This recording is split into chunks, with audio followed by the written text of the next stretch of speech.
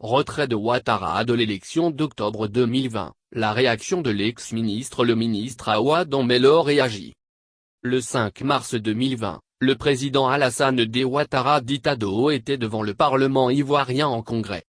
Après avoir fait un long bilan de son action à la tête de la Côte d'Ivoire, il s'adressait à son auditoire en ces termes. J'ai décidé solennellement de ne pas me présenter aux élections du 31 octobre 2020 et de transférer le pouvoir à une jeune génération. L'effet médiatique de la première partie de cette phrase est l'arbre qui cache la forêt. Passons à l'analyse de l'ensemble du discours. Dans son bilan, le président Ouattara a oublié de souligner que la fin du processus en faveur des pays pauvres très endettés, processus adopté conjointement par le FMI et la Banque mondiale, lui laissait dès le début de son premier mandat une marge de manœuvre de 600 milliards de CFA par an. Alors que le régime de Laurent Gbagbo a été obligé de payer chaque année 600 milliards de CFA au titre du remboursement annuel de la dette imposée au peuple ivoirien par ses prédécesseurs. Cette marge de manœuvre lui permettait d'engranger en 10 ans, près de 6 000 milliards de francs CFA, 6 000 CFA, pour financer l'émergence de la Côte d'Ivoire sans endetter à nouveau le pays. Or aujourd'hui, c'est plus de 7 000 milliards de dettes qui s'ajoutent aux 6 000 milliards de ressources issues du point d'achèvement du PT. Ce qui fait un total de 13 000 milliards de francs CFA.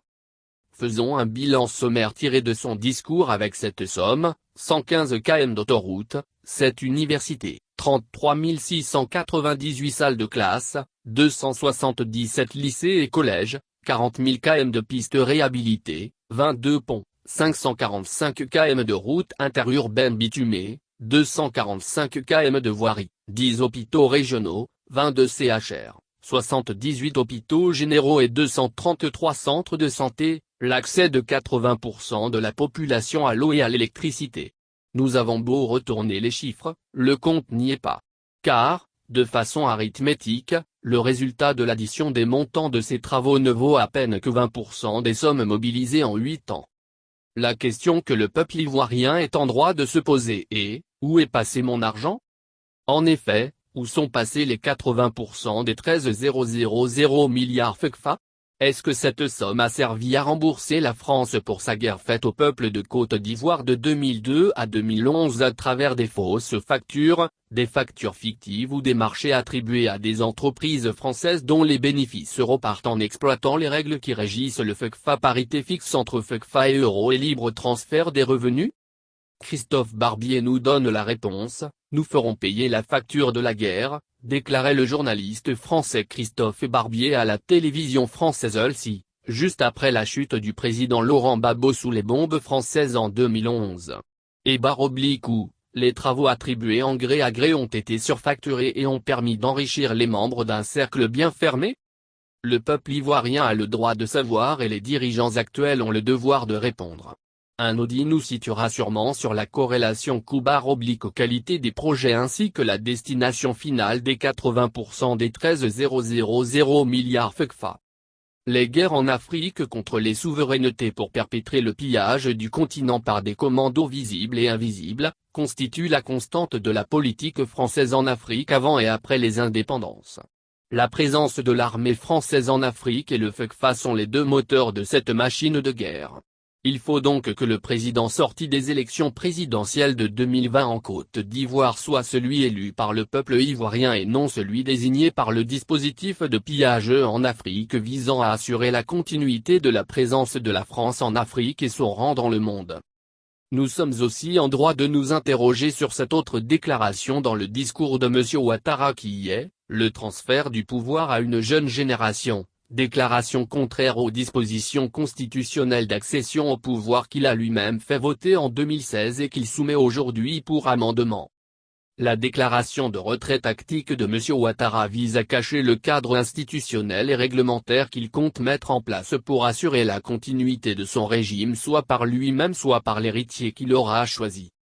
En l'absence d'une armée républicaine pour sécuriser les campagnes électorales, les bureaux de vote, les représentants de l'opposition dans ces bureaux de vote et le vrai vainqueur des élections, En l'absence d'une liste électorale inclusive en lieu et place de la liste de rattrapage ethnique en confection qui exclut la majorité des citoyens par des frais de 5,000 FECFA imposés aux citoyens en âge de voter.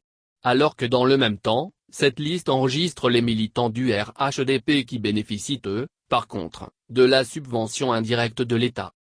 En l'absence d'une commission électorale indépendante et d'un conseil constitutionnel républicain, le pouvoir ne peut être que retransmis soit à M. Ouattara lui-même, soit transmis à son héritier. Dans son discours il parle aussi de l'avenir de la Côte d'Ivoire en ces termes. Notre pays est désormais sur les rails et continue d'avancer, à pas résolus, vers l'émergence. La Côte d'Ivoire rayonne et assure son leadership dans la sous-région. Nous avons amorcé, avec responsabilité et prudence, la réforme du FECFA, dans le cadre de la mise en place de l'ECO par la CEDEAO. Nous poursuivons, en étroite collaboration, avec nos voisins et avec la communauté internationale une lutte acharnée contre le terrorisme qui sévit dans notre sous-région et dans le monde.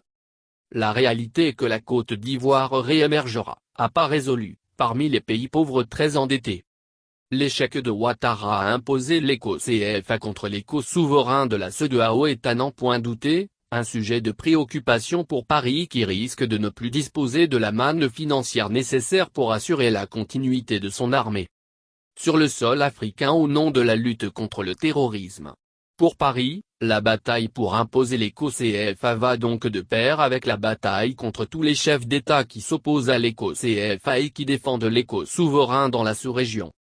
La sanction de Paris ne s'est pas fait attendre, le président Ouattara doit donc user d'un habile subterfuge teinté de couleurs légales et institutionnelles pour transférer le pouvoir à lui-même ou à son clone, s'il ne réussit pas à convaincre ses pairs à adhérer à l'éco-CFA avant la convention du RHDP qui désignera le candidat du commando visible de la France-Afrique qu'est le RHDP.